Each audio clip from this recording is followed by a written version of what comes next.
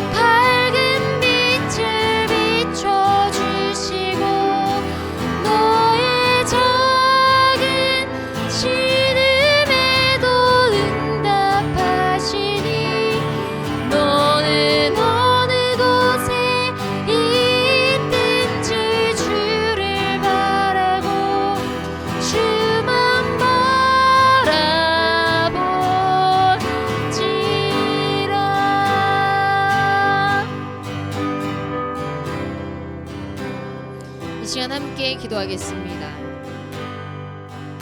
주님, 우리가 어떠한 상황 가운데서도 주님 말씀 가운데 순종하며 나아가게 하시옵소서.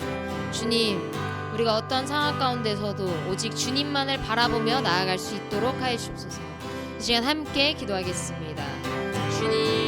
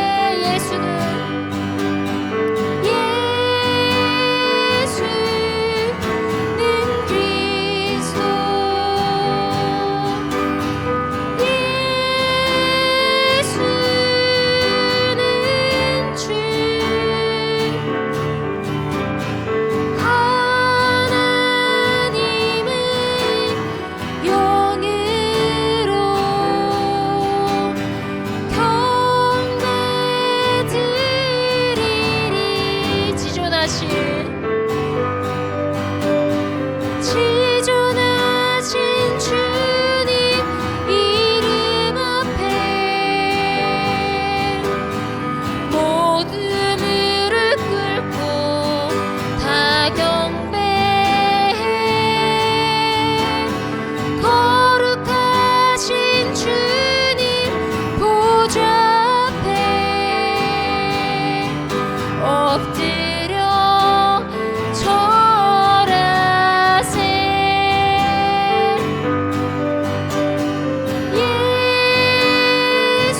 예수는 그리스도,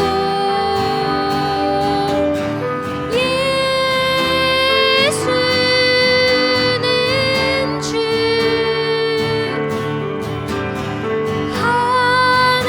하나님의 영예로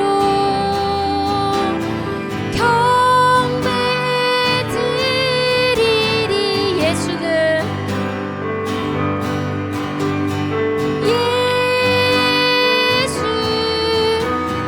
그리스도,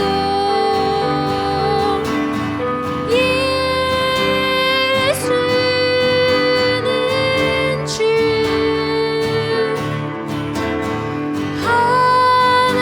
하나님의 영예로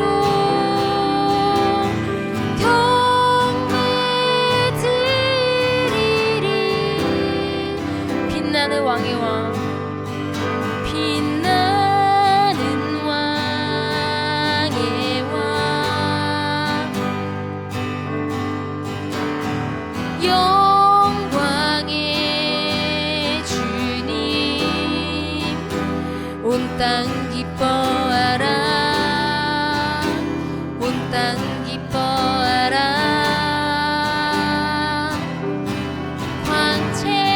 광채에 옷 입고 어두운 물리쳐 저 원수는 떠내, 저 원수는 떠내.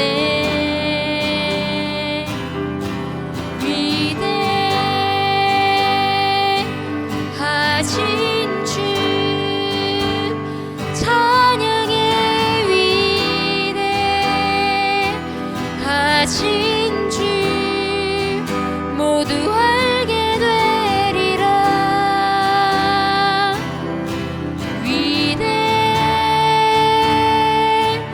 위대하신 주,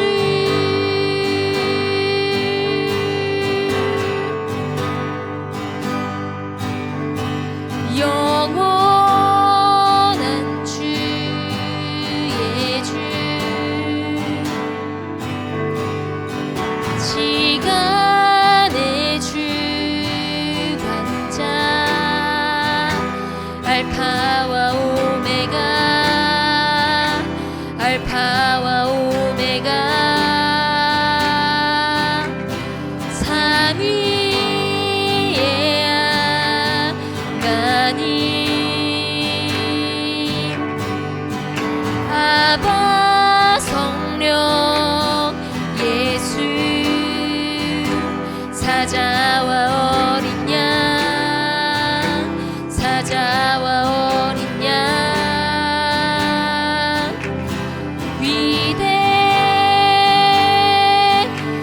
위대하신 주, 찬양의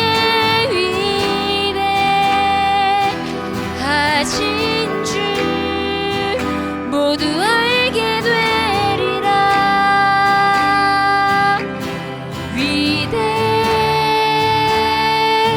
위대하신 주, 위대하신 주,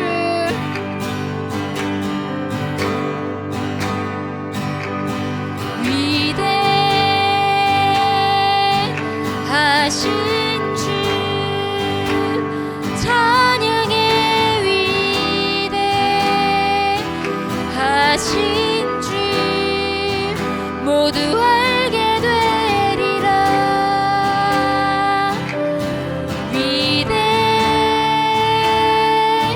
위대하신 주,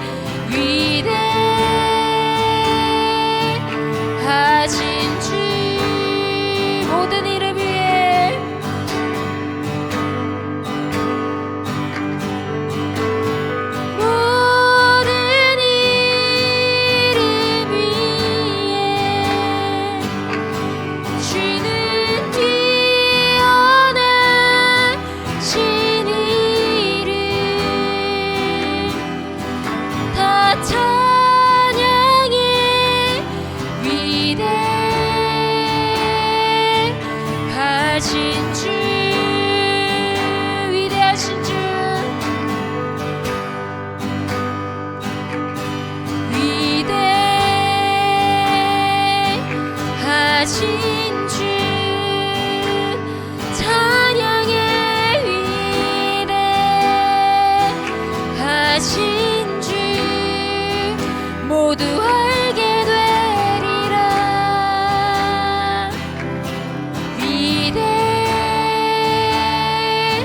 위대하신 주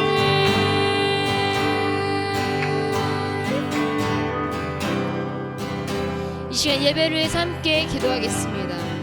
주님, 이 예배가 주님께서 기뻐 받으시는 예배가 되게 해주시옵시고 우리가 신령과 진정으로 드리는 그런 예배가 될 수 있도록 하여 주옵소서. 이제 예배를 위해서 함께 기도하겠습니다. 주님,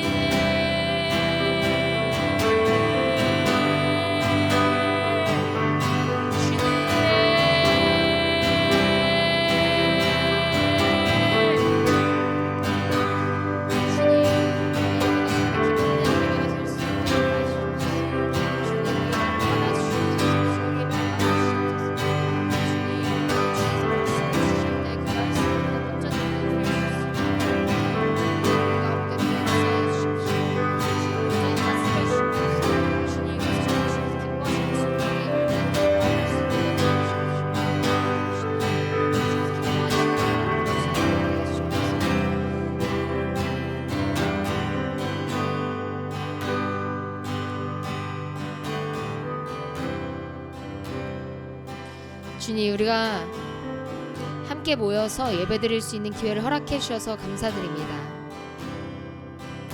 이제 말씀 시간입니다. 목사님께서 말씀을 전하실 때 놀라운 기적과 역사가 일어나게 해주십시오. 주님의 말씀 가운데 우리가 기쁨으로 순종의 결단을 하는 그런 시간이 될 수 있도록 하여 주옵소서. 감사합니다. 예수님의 이름으로 기도드렸습니다. 아멘.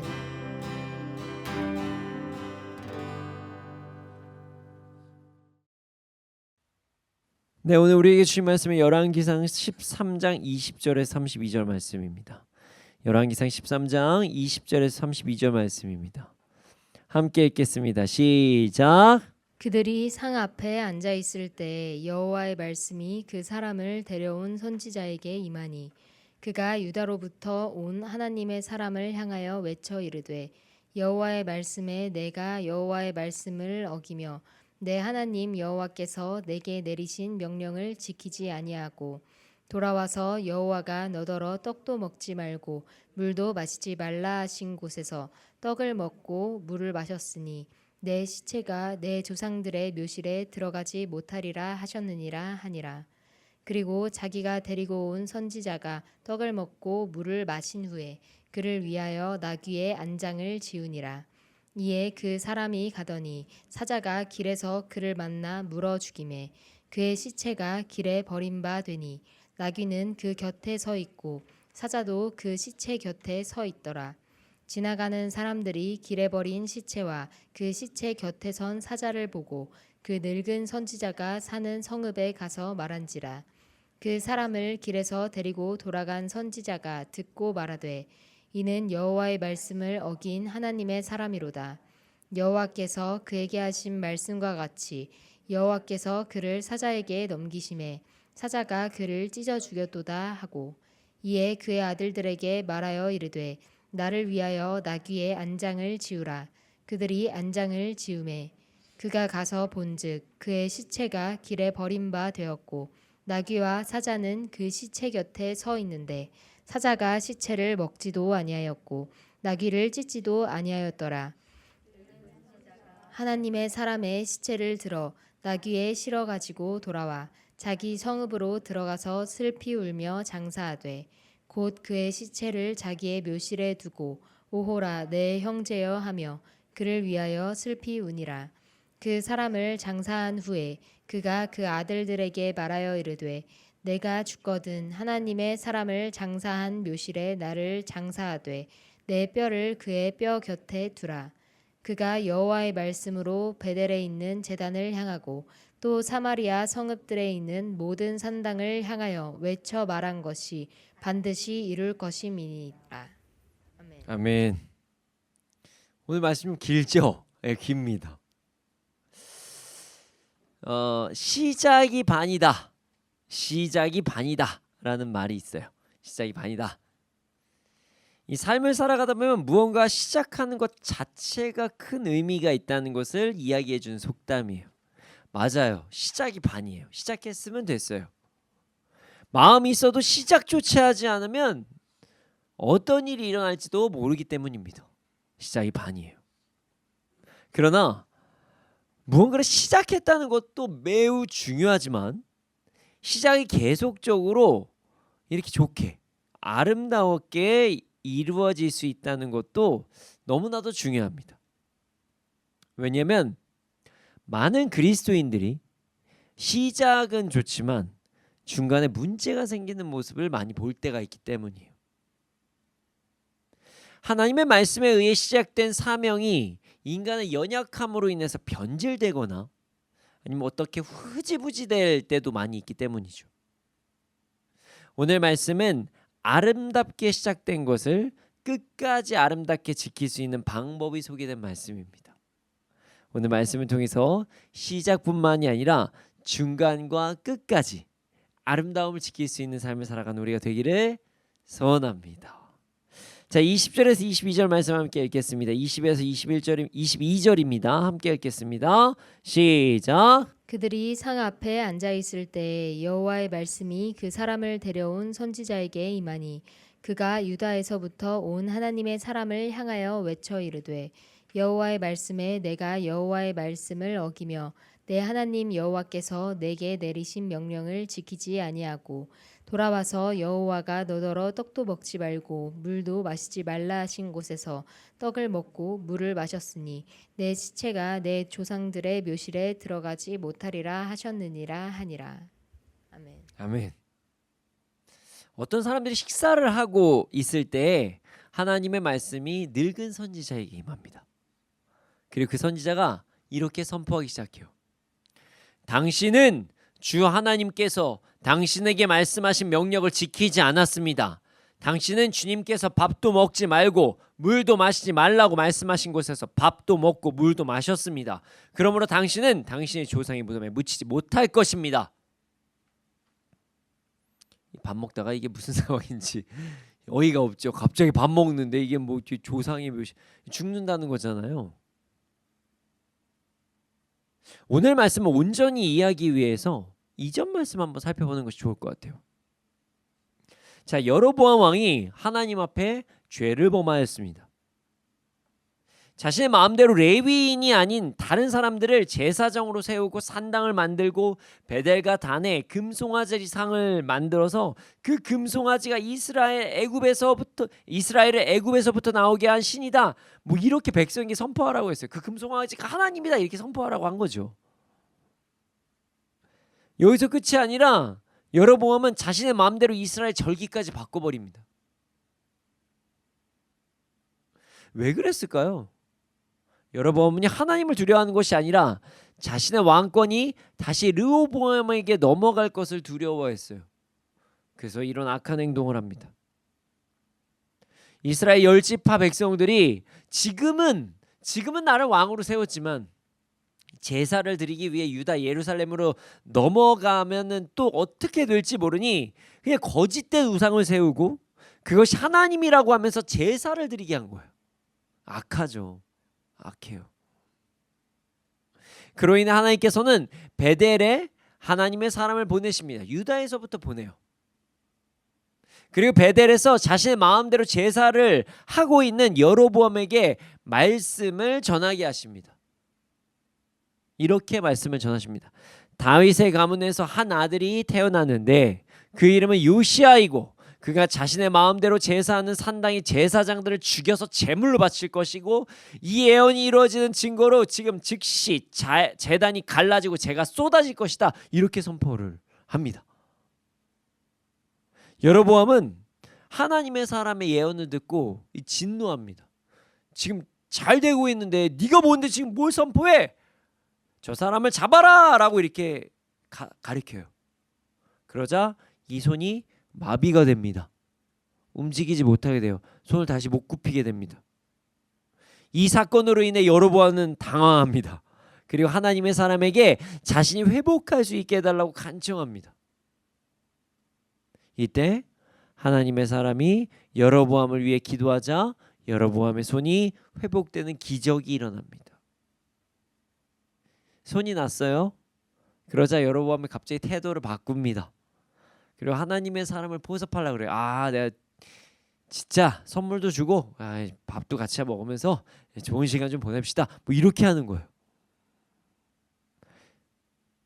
그러자 하나님의 사람이 왕의 재산 절반을 주어도 이곳에서 밥도 물도 먹지 않고 온 길로 되돌아가지도 않을 것입니다. 이렇게 선포를 해요. 하나님께서 사전에 이런 일이 발생하기 전에 하나님의 사람에게 이스라엘에서 밥도 물도 먹지 말고 갔던 길이 아닌 다른 길로 돌아가라 이렇게 말씀하셨거든요.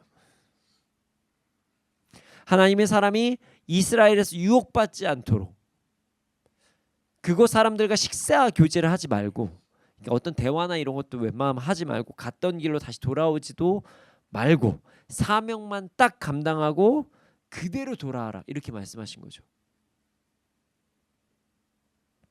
하나님 사람은 다시 돌아오기 시작합니다. 그런데 말이죠. 이때 하나님의 사람이 연약한 행동을 해요.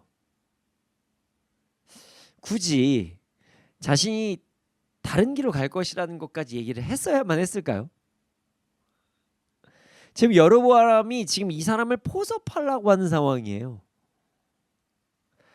그럼 그 상황에서 여로보암 이 사람을 놓치면 안 되겠죠.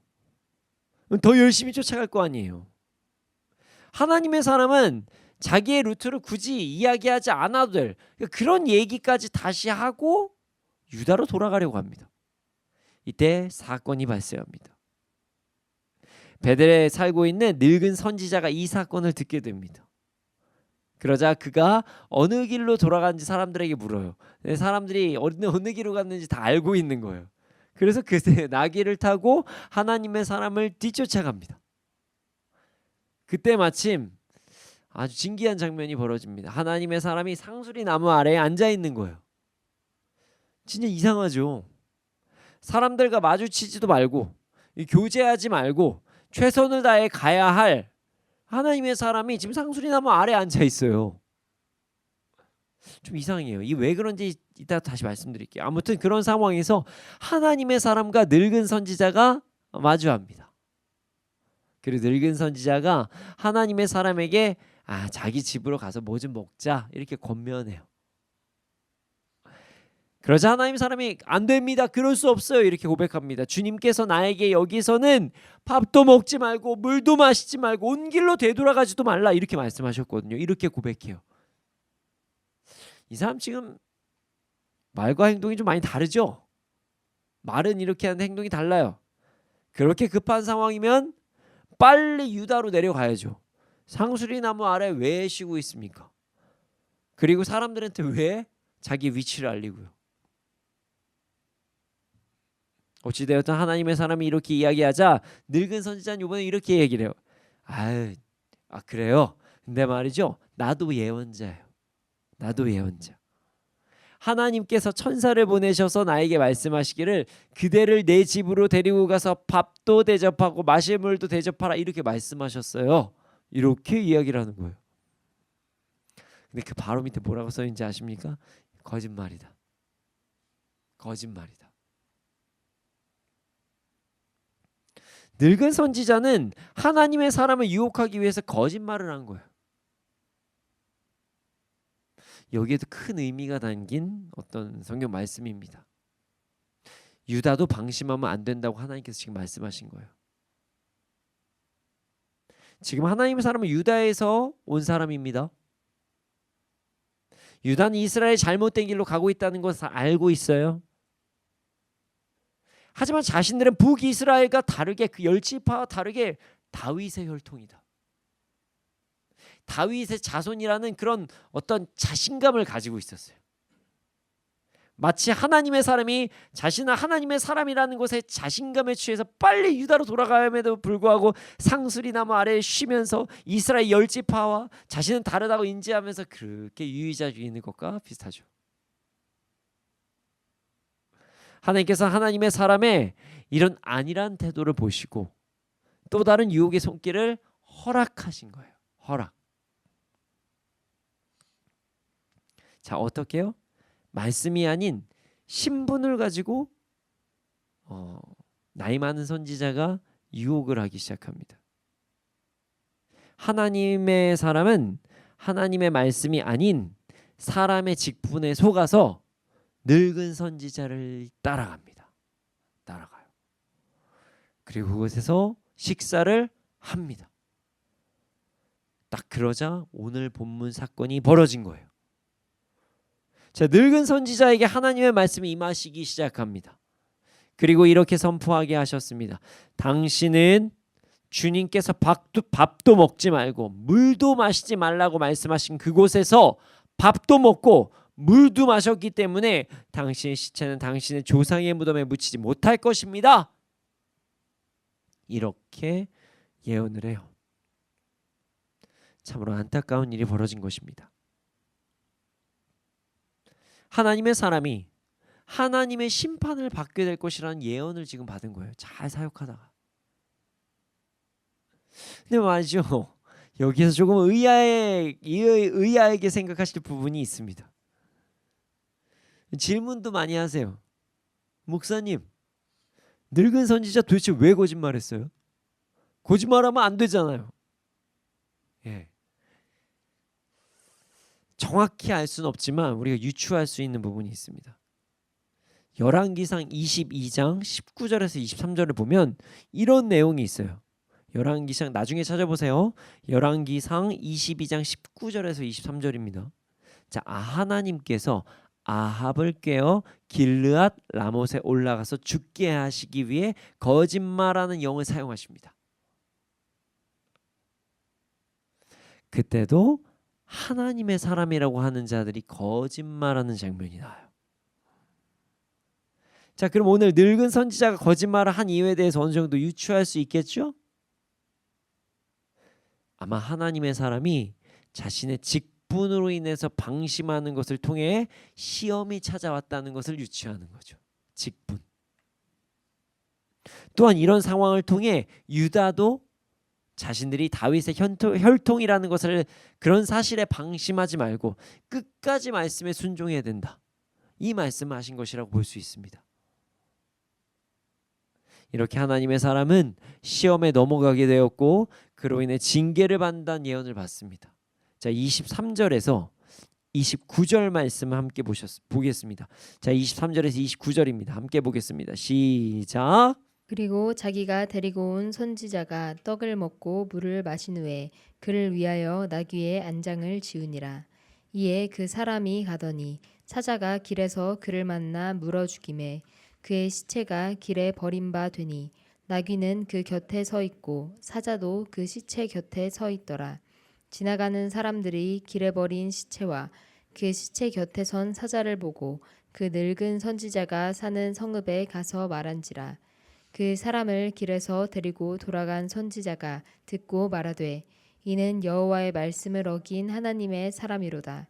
여호와께서 그에게 하신 말씀과 같이 여호와께서 그를 사자에게 넘기심에 사자가 그를 찢어 죽였도다 하고 이에 그의 아들들에게 말하여 이르되 나를 위하여 나귀의 안장을 지으라. 그들이 안장을 지으매 그가 가서 본즉 그의 시체가 길에 버림바 되었고 나귀와 사자는 그 시체 곁에 서 있는데 사자가 시체를 먹지도 아니하였고 나귀를 찢지도 아니하였더라. 늙은 선지자가 하나님의 사람의 시체를 들어 나귀에 실어 가지고 돌아와 자기 성읍으로 들어가서 슬피 울며 장사하되. 아멘. 늙은 선지자는 하나님의 사람과 식사를 마친 후 나귀 등의 안장을 얹어서 주었습니다. 마지막 가는 길에 최선을 다해서 돌봐준 거죠. 내가 그렇게 예언을 하게 되었지만 그래도 하나님의 사람이었으니까 최선을 다해 돌보겠다고 이야기한 것입니다. 하나님의 심판은 얼마 가지 않아 이루어졌습니다. 하나님의 사람이 사자를 만났고 사자는 하나님의 사람을 물어서 죽여버립니다. 그러나 사자가 그를 잡아먹지는 않아요. 심지어 나귀와 사자가 함께 그 주검 옆에 시체 옆에 있었습니다. 이 상황을 길을 지나가는 사람들이 보고 늙은 예언자가 사는 성읍으로 돌아와서 널리 알립니다. 소문을 내요. 신기하잖아요. 사자가 있는데 옆에 낙이 있고 죽은 사람이 있고 사자는 아무 짓도 안 하고 거기 서 있어요. 어슬렁어슬렁 그 시체만 지키고 있습니다. 소식을 들은 늙은 예언자는 죽은 사람이 하나님의 말씀을 어긴 하나님의 사람일 것이라고 확신합니다. 그리고 나귀를 타고 그 죽음을 찾아갑니다. 시간이 지났음에도 불구하고 사자는요 끝까지 죽음을 먹지 않았어요. 나귀도 안 잡아먹었어요.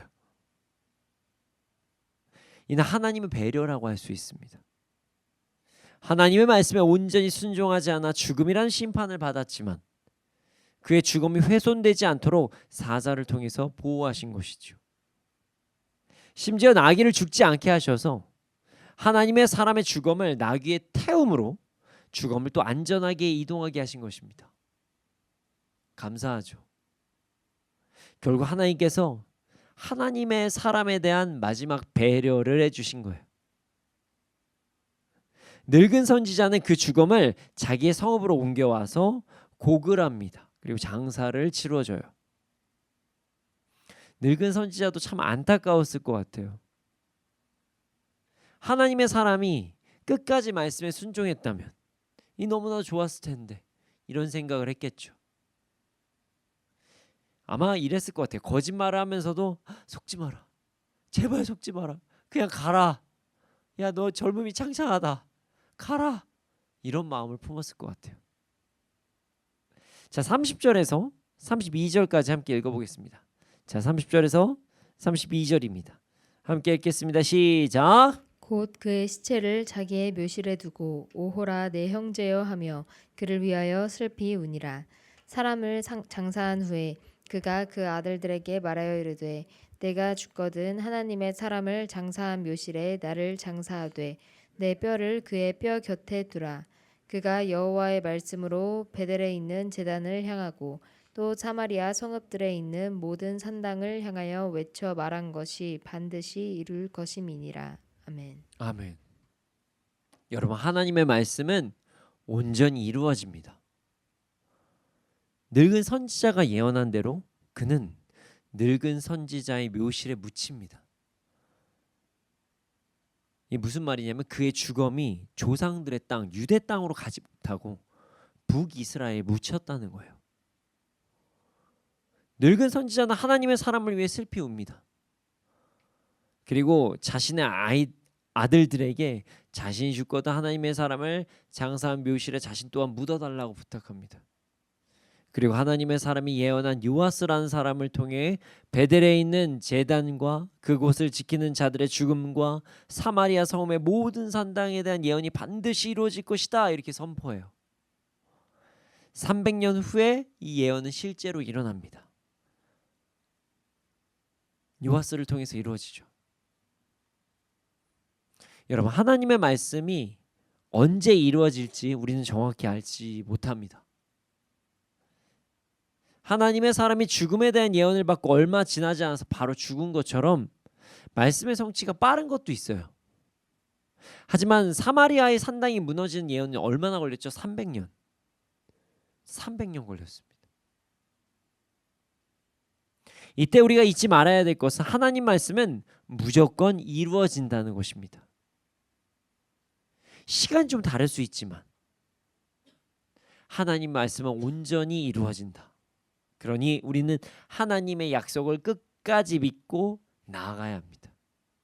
우리 모두 하나님의 약속을 끝까지 믿고 말씀에 순종함으로 이 땅에서도 말씀의 풍성함을 누리면서 살아가는 우리가 되기를 소원합니다. 오늘 말씀을 통해서 우리는 우리의 삶이 끝까지 아름다울 수 있는 방법이 무엇인가 이것을 알 수 있어요. 여러분, 하나님의 사람이 죽게 된 이유가 무엇이었을까요? 바로 방심했기 때문입니다. 이 사람이 왜 방심했을까요? 방심한 이유. 나는 하나님의 사람이다. 이것에 집착했기 때문이에요. 그래서 그는 그 사실로 인해 방심합니다. 하나님의 사람은 하나님께 사명을 받았습니다. 베델에 가서 다윗의 자손 요시야라는 사람을 통해 거짓된 제사 드린 자들이 죽고 제단 또한 무너질 것이다. 이런 예언을 하는 사명을 받았어요. 그는 자신이 하나님의 사람이라는 사실만 믿고 방심한 거예요. 나는 사명을 감당하는 하나님의 사람이니 어떤 상황에도 난 보호를 받을 것이다. 이렇게 믿어버린 거예요. 처음에는 심지어 그의 생각이 옳은 것처럼 느껴지는 상황도 만들어집니다. 예를 들어서 자신을 가리키면서 저 사람을 죽여라! 죽여라 아니죠. 잡아라! 이렇게 했는데 여러분 손이 말라버리잖아요. 말라버려요.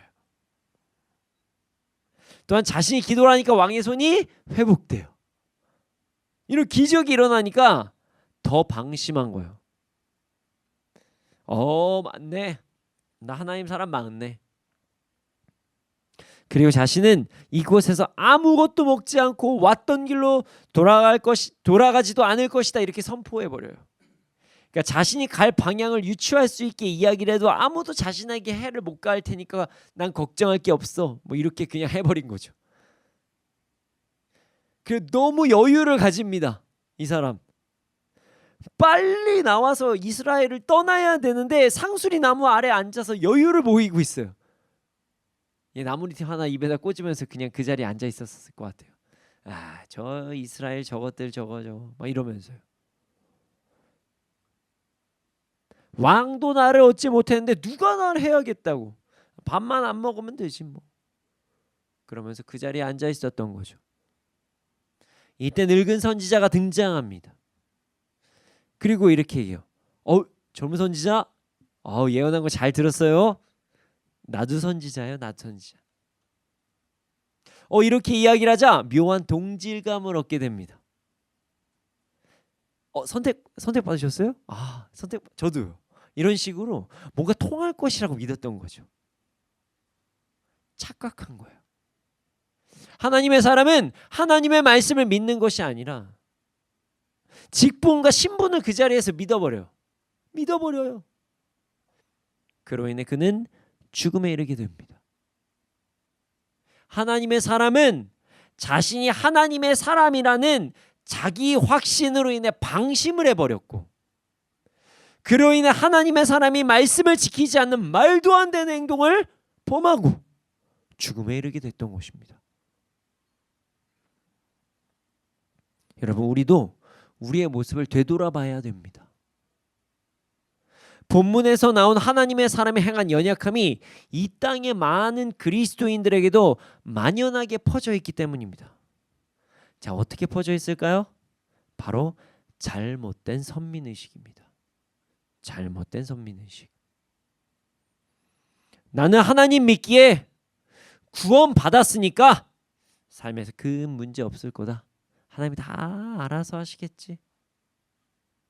또한 말씀을 좀 어겨도 회개하고 나아가면 뭐 되니까 괜찮아, 좀 이것 좀 회개해, 저녁에 회개해, 좀 어기면 어때?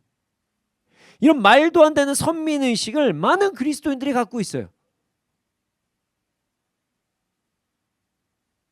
그리고 이런 마음, 회개하면 다 괜찮으니까 죄를 좀 범해도 하나님께서 눈 감아주실 거야, 이런 이야기를 하는 이단들까지 그래서 속속히 넘쳐나고 있어요. 물론 우리가 죄를 범하지 않을 수는 없습니다. 다 죄인이니까요. 하지만 죄를 범해도 괜찮다는 것은 잘못된 생각이에요. 그리스도인이라면 죄를 범하지 않도록 죄와 피 흘리기까지 싸워야죠. 이는 말씀을 끝까지 지키기 위해 노력해야 된다는 것입니다. 그럼에도 불구하고 오늘 말씀에 나온 하나님 사람처럼 많은 그리스도인들이 잘못된 행동을 하면서 살아갑니다. 자기 신분, 하나님의 백성이 되었다는 것에만 만족해요. 나 이제 믿음 있는 것 같아, 구원 받았네. 그런 순간 더 이상 하나님의 말씀에 관심을 두며 살아가지 않습니다. 그리고 나 교회 다닌다. 나 교회 다녀. 나 구원의 확신이 있는 것 같아. 나 믿어. 그러면서 하나님의 백성이라는 이야기를 하면서 오늘 말씀에 나오는 하나님의 사랑과 같이 행동할 때가 있다는 거예요. 물론 믿음이 있으면 구원을 받을 수도 있겠죠. 하지만 하나님의 사람은 어떻게 됐죠? 심판받습니다. 심판받아요. 징계 받는다는 거예요. 하나님의 자녀도 하나님의 말씀을 지키지 않으면 그에 따른 훈계를 받고요, 징계도 받는다는 거예요. 우린 그 사실을 잊지 말아야 돼요. 나는 믿음으로 구원받았으니 괜찮다고 하는 생각은 하나님의 사람이 한 행동과 동일한 행동을 하는 것이라는 걸 우리 잊지 말아야 돼요. 그럼 우리가 오늘 나오는 하나님의 사람, 사명은 받고 그 사명도 어느 정도 이루었지만 끝이 좋지 않은 사람처럼 되지 않으려면 어떤 삶을 살아야 될까요? 단순합니다. 자신의 신분, 구원받았다는 것에 만족하는 것이 아니라, 내가 무슨 사명이 있다는 것에 만족하는 것이 아니라 하나님의 말씀에 온전히 순종하며 살아간다는 거예요. 여기에서 중요한 부분이 있습니다. 대략 이렇게 살면 되겠지가 아니에요. 오늘 말씀을 보면 하나님의 사람이 늙은 선지자의 이야기를 듣고 죽는 것을 볼 수가 있습니다. 자, 모든 상황에서 말씀을 통해 점검해보고 말씀에 순종해야 된다는 것입니다. 그냥 대략적으로 신앙 좋다는 사람들의 이야기만 듣고 그 사람이 하는 말만 들어서는 안 됩니다. 그 사람이 말이 성경적으로 옳지 않으면 그것을 따르지 말아야 된다는 거예요. 또한 많은 그리스도인들이 말씀에 순종하지 못할 때 뭐 이런 이야기를 합니다. 아니 뭐 그냥 순종하지 못할 때도 있죠, 목사님. 아예 너무 이렇게 빡빡하면은 너무 율법적이에요. 구체적으로 한번 얘기를 해볼게요. 저도 집사, 옆에 사람 권사, 저분 장로, 다 그렇게 살아요. 세상 살려면 어쩔 수 없어요. 세상 살아야지. 먹고 살아야 될 거 아니에요. 이런 이야기 현혹돼서는 안 됩니다. 다 그렇게 해서 한다는 이야기. 그 사람 보고 신앙생활 합니까? 말씀 보고 믿어야죠.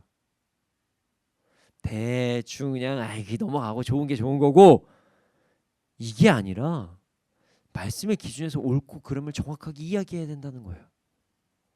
확실히 점검해 봐야 돼요.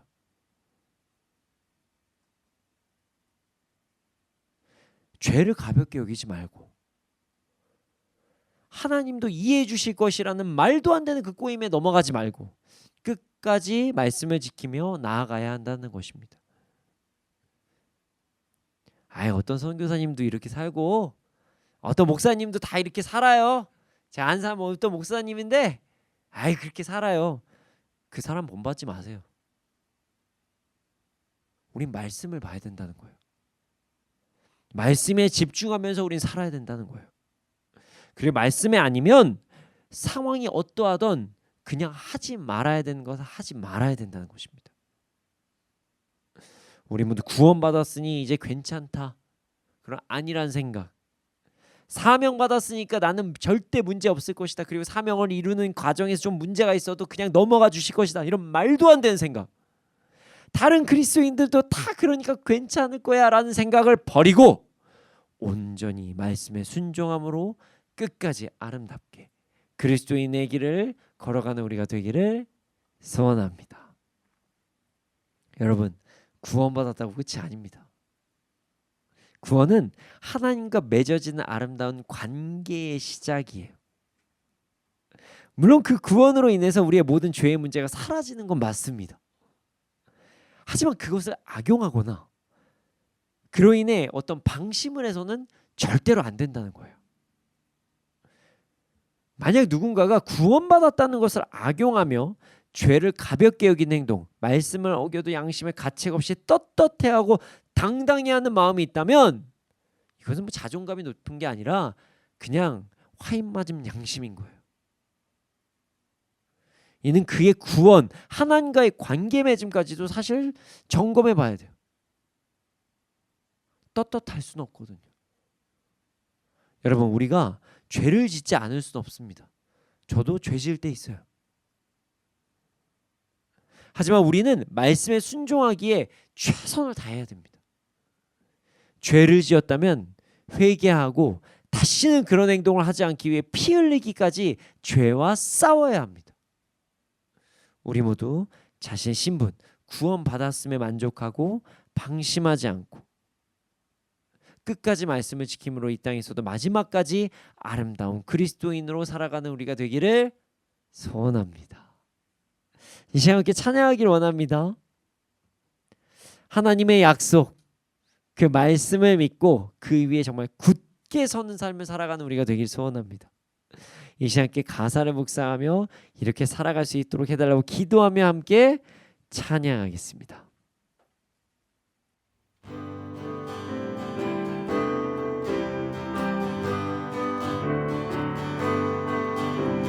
주님 약속하신 말씀 위에서 영원토록 주를 찬송하리라. 소리 높여 주께 영광 돌리며 약속 믿고 굳게 서리라. 굳게 서리, 영원하신 말씀 위에 굳게 서리. 굳게 서리, 그 말씀 위에 굳게 서리라. 주님 약속하신 말씀 위에서 세상 염려 내게 엄습할 때에 용감하게 힘써 싸워 이기며 약속 믿고 굳게 서리라. 굳게 서리, 영원하신 말씀 위에 굳게 서리. 굳게 서리, 그 말씀 위에 굳게 서리라.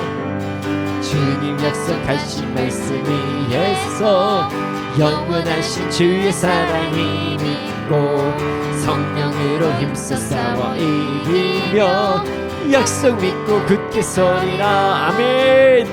굳게 서리, 영원하신 말씀 위에 굳게 서리. 굳게 서리, 그 말씀 위에 굳게 서리라. 주님 약속하신 말씀 위에서 성령 인도하는 대로 행하며 주님 품에 항상 안식 얻으며 약속 믿고 굳게 서리라. 굳게 서리, 영원하신 말씀 위에 굳게 서리. 굳게 서리, 그 말씀 위에 굳게 서리. 굳게 서리, 영원하신 말씀 위에 굳게 서리. 굳게 서리, 그 말씀 위에 굳게 서리. 굳게 서리, 영원하신 말씀 위에 굳게 서리. 굳게 서리, 그 말씀 위에 굳게 서리라. 주님, 우리가 그리스도인의 신분 구원받았음에 만족하고 그것을 인해서 방심하지 않게 하여 주시옵소서. 어떤 상황에서도 말씀을 지키기 위해 힘써 싸우는 자가 되게 하여 주시옵소서. 그리하여 마지막까지 아름다운 향기를 내는 그리스도인이 되게 하여 주시옵소서. 함께 주님의 이름을 크게 한번 부르시고 기도드리시겠습니다. 주여,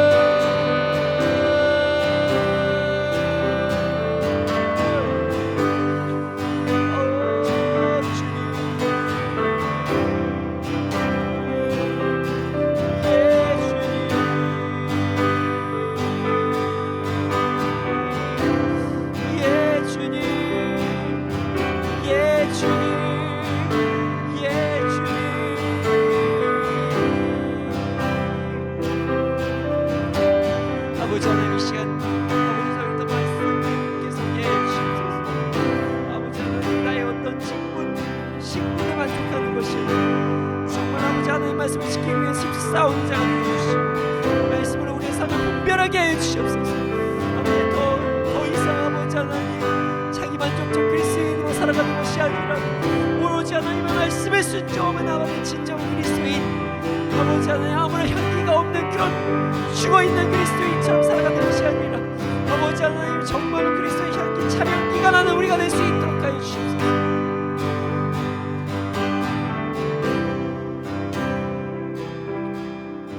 주님,